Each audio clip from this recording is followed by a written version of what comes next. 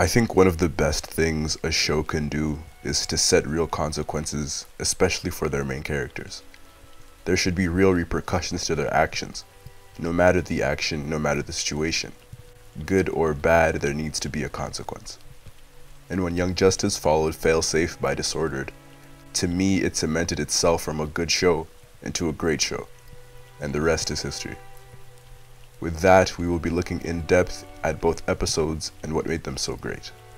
First off, we can begin by looking at the Failsafe episode. The episode begins with an unknown alien threat that is quickly wiping out some of the members of the Justice League.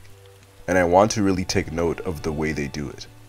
As we are viewing this in the perspective of the team, these members start getting vaporized or killed seemingly quickly, and all of it happens pretty nonchalantly. One batch of heroes get vaporized, and then they are followed by the next team, and so on and so forth. To the viewers, this is shocking. Even Iris Allen's response to Barry's death was unsettling, and seeming to be a quite traumatic experience, that these powerful heroes are getting executed fairly easily. However, the team doesn't show any sort of panic or fear, which kind of eases you into believing that they may not actually be dead. As they watch their mentors and family members get vaporized, this attitude is carried forward, up until Artemis gets killed, which jumpstarts all emotion and feeling from the team, most specifically Wally and Miss Martian. As the episode continues, the team's numbers get dwindled down, and each character is forced to sacrifice themselves for the team.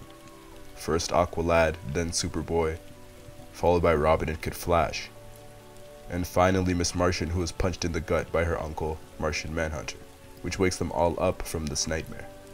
This episode is interesting because from the get-go you can sense that something is off. The pacing is off and you're stuck waiting for the twist, knowing that the League got killed off so easily and so quickly, and the reactions of the team aren't even up to par with what is going on. Normally when characters die, it is also accompanied with sad emotional scores. But everything happens so quickly, it is later revealed to us that it was a training exercise, and that they were aware going into the exercise that everyone would die. And it was a what-if scenario, which explains their emotions and reactions towards their mentors dying. But when Artemis died, Miss Martian gained a death grip on the scenario, and each character who passed would later fall into a coma, believing that it was actually real. What makes this and the next episode so special is the lasting effect that the scenario had on the team. At the end of the episode, each member is being consoled by their mentors, and Miss Martian is shown in tears, unable to fathom what her own mind was capable of. And this grief and trauma carries into the following episode, Disordered, which ascends the show into a level of its own. In Disordered, Black Canary plays the role of the therapist to the team, and in this role she is able to get these teenagers to give some of the most raw and heartfelt answers, and to out some of their hidden fears and feelings. The episode opens with the team sitting around, still visibly shaken by what happened. They don't want to talk about it amongst each other, and so Black Canary is inserted into the situation as an external motivator or an outlet to speak. She begins by talking to Superboy, who immediately is shown as cold and unwilling to talk. And before she can begin breaking the clone down, he leaves in an angry fit. The next member is Artemis. She was the first to die in the simulation and the one who triggered everyone's emotion. But Artemis has the identity of the tough one, unwilling to open up and to talk about how she feels. And you can see it in Artemis's nonverbal cues. Her body is closed up, her arms are folded, and legs are crossed. But as soon as Black Canary mentions her secrets, her body unfolds and she engages. And the first name she mentions, when she doesn't want anyone to discover her secrets, isn't the team, but rather Wally. Artemis needed the conversation to turn personal for her to become invested in what Canary was saying, as Canary was one of the only people who knew her secret. The following member is the leader, Aqualad. Calder's nonverbal cues also show how he is feeling. His head is down and he is disappointed in himself and in the way he acted during the scenario. He tells Black Canary that he wants to step down as leader, but after naming some of the qualities that his other teammates possess, he realizes that he is the only one fit to lead. Wally West follows Aqualad. He is sitting upside down, casually brushing his traumatizing death to the side. However, when Black Canary mentions his reaction to Artemis's death, he quickly sits up, but he still denies his feelings. And then there is Robin. Robin sits forward with his hands in his lap. He seemed willing to talk about how he felt, after given time to align his thoughts. He then tells Canary that she cannot tell Batman what he is about to say. And Robin relays a devastating realization.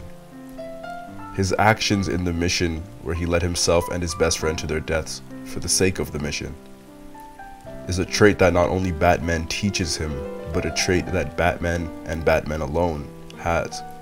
And it is one that he does not want to follow anymore. This scene marks itself as the best in the series for me, because of this realization, and because of Robin's reaction, which was helped by fantastic voice acting. Up until this episode, 17 episodes in, the Robin we knew was so confident and so smooth and quick with his responses. But when we saw him, traumatized and shaken up, he seemed so timid and reluctant. It was unlike any Robin we've ever seen. It was so unlike him. Miss Martian is then shown after. She has the most feelings of shame and guilt, because she was the reason why everything happened, even though it was out of her control. And then when she turns Caucasian, Black Canary tells her that she has turned white, and she panics. This is another secret that she is hiding. And finally, Superboy returned with an interesting realization. He says that since he has been brought to life from the Cadmus pod, he had always wanted to see how it felt to be Superman, to be the most powerful person on the planet, to have people cheering him on and calling for him. And he said that with the whole league gone and with Superman gone, this gave him peace, and he felt terribly guilty for it. These two episodes specifically demonstrate that these are in fact still kids, and they have worries and doubts, and that while they may be superpowered, they still have real emotions and real lives. Every single member of the team has an identity that they hold, either to themselves or to the team. And in this episode, these identities were tested, and these kids had no choice but to release the guilt and the shame that they felt, not only from the mission, but emotions that were piling onto them as time passed. This episode was so well done because of the amount of development that each character received, and even the most silent and most reserved ones, like Superboy, received it. It was also accompanied by great amounts of foreshadowing. Like I stated earlier, the best shows have consequences for their actions, and in these two episodes, they really hammered the idea of repercussions when things go wrong. One of the reasons why Young Justice is so heavily praised is because of the respect that it gives to its audience, and its willingness to tackle mature themes, and to give their characters real humanity and depth. This show is technically a kid's show, and the leaps and bounds it takes from the beginning even up until now in terms of maturity is very commendable. These two episodes really emphasize the need to let out emotions, to cope with trauma, and it emphasizes that each person deals with it in their own way. Superboy and Wally were both in denial and needed time. Artemis needed the conversation to be a little bit more personal for her to open up. And Robin and Aqualad, given time, were ready to speak about how they felt. Everyone needs time and the outlet that is best suited for them.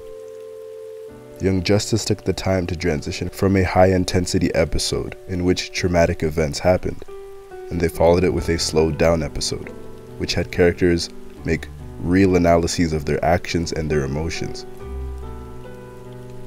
and gave these characters lasting effects from the previous episode.